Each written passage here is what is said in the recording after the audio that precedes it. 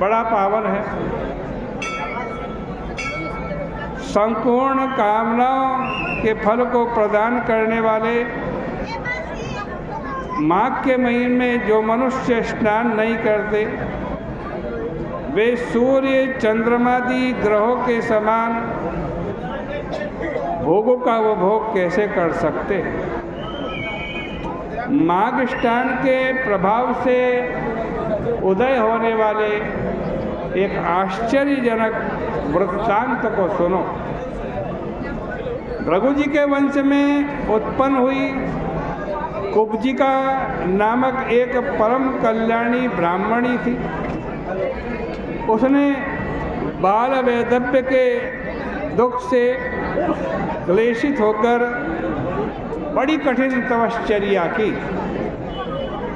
विंध्याचल के महाक्षेत्र में जहाँ रेवा कपिला का संगम है, माँ उसने व्रत धारण करके नारायण भगवान में निमित्त अपने चित्त को लगाया।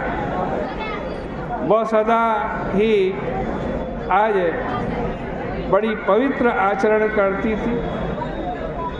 समस्त संगों का परित्याग करके, इंद्रियों को वश में करके, क्रोध पर विजय करके स्वल्प और सत्य वो भाषण करती थी। उसका स्वभाव सुशील और दान करने की उसकी प्रकृति थी।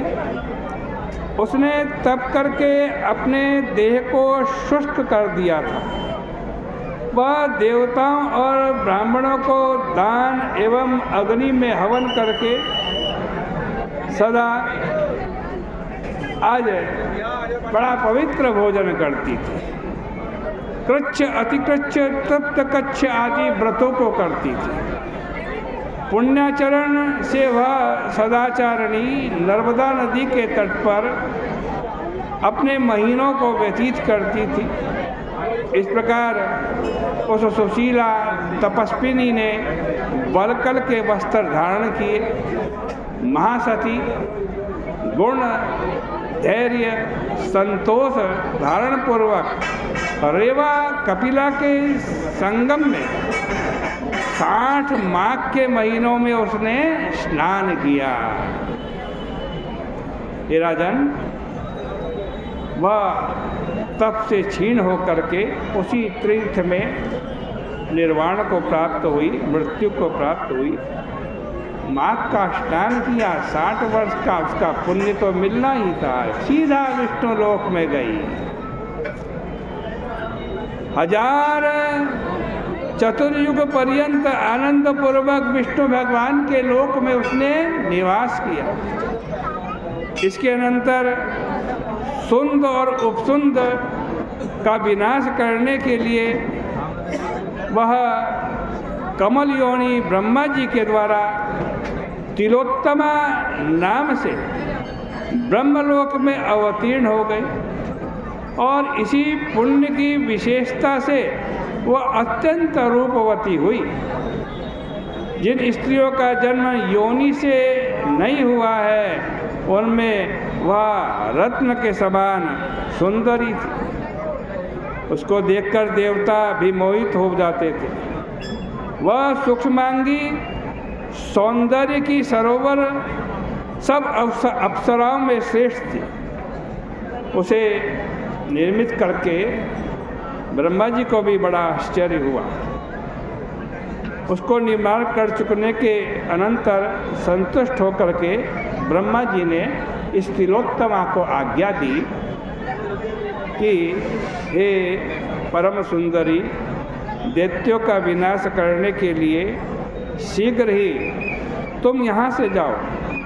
तब वह भामनी वीणा लेकर ब्रह्मा जी के लोक से आकाश मार्ग के द्वारा वहाँ गई जहाँ वे दोनों देव शत्रु उपस्थित थे।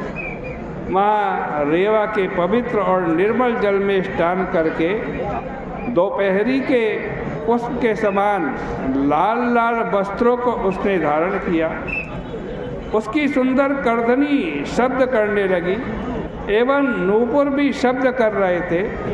उसके कंठ में मुक्ताओं की माला चलायमान थी। उसके सुंदर कुंडल भी हिल रहे थे। उसके जूड़े में चमेली के पुष्प गुथे हुए थे।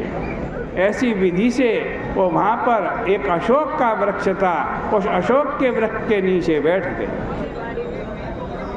आज कहते हैं बड़े सुंदर स्वर से गान करने लगी, बीना बजाने लगी। उसके स्वरों के तान का उत्थान बड़ी मनोहरता करता था। इस प्रकार उस तिलोत्तमा को अशोक वन में उपस्थित हुई दैत्यों के दूतों ने इस प्रकार देखा जैसे चंद्रमा की कला हृदय में सुख देने वाली होती है। हे राजन, उसे देखते ही सैनिक लोग अतिशय विस्मित हुए और वे हर्षित होकर के सुंद और उपसुंद नाम के अपने मालिक दैत्यों के पास गए और उनसे निवेदन किया, आज कहा, हे दैत्यों, हमने एक बड़ी सुंदर स्त्री देखी है जो रेवा नदी के तट पर अशोक के वृक्ष के नीचे बैठी है। हम नहीं जानते कि वह देवी है या दानवी, अथवा आज कहते हैं नाग कन्या है, यक्षिणी है, किंतु वह सर्वथा ही स्त्री रत्न है।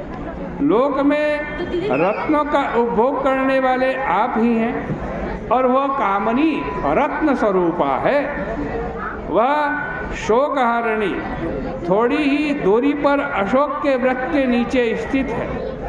आप चल करके उसे देखिए, वह तो कामदेव को भी मोहित करने वाली है। जब उन दोनों दैत्यों ने अपने सेनापतियों के ऐसे मनोहर वचन सुने, तब वे दोनों मद्यपान के प्याले को और जल सेवन कुल्ला करके उसको परित्याग कर दिया और हजारों उत्तम स्त्रियों को छोड़ करके उस स्थान पर गए जहाँ वो तिलोत्तमा बैठी भी थी। वो तो कालदंड जैसी थी। वो गदा लेकर के बड़े वेग से वहाँ गए,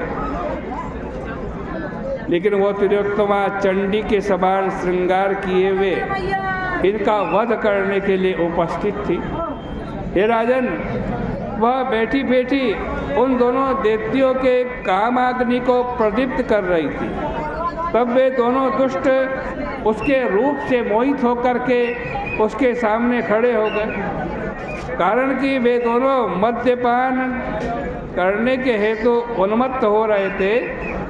वह आपस में कहने लगे कि भाई तुम यहाँ से चले जाओ, क्योंकि यह सुंदर स्त्री तो हमारी है, हमारे लिए उत्पन्न हुई है। तो दूसरा कहने लगा, नहीं नहीं भाई, ये तो तुम्हारी भाभी है, ये सुंदर स्त्री तो हमारे लिए उत्पन्न हुई है, तुम यहाँ से चले जाओ। आज कहते हैं तुम इस मस्त नेत्र वाली हमारी स्त्री को छोड़ दो। इस प्रकार हट करते करते दोनों उन्मत्त हाथी के समान आज काल के वशीभूत होकर के परस्पर युद्ध करने लगे, गदा का प्रहार करने लगे। परस्पर प्रहार के कारण दोनों ही निर्जीव होकर के भूमि पर निपतित हो गए। उन दोनों को मृतक हुआ देख करके सैनिकों के अंदर बड़ा कोलाहल हुआ। यह काल रात्रि के समान कौन है? हाय, यह क्या उपस्थित हो गया है? इस प्रकार दैत्य सैनिकों के कहते हुए जिस प्रकार पर्वत के दो शिखरों को गिराकर वज्र आकाश को चला जाता है, उसी प्रकार उन सुंद और उपसुंद को गिराकर वह तिलोत्तमा दसों दिशाओं को प्रकाशित करती हुई शीघ्र ही आकाश में चली गई और देवतावक कार्य करने के पश्चात ब्रह्मलोक में गई।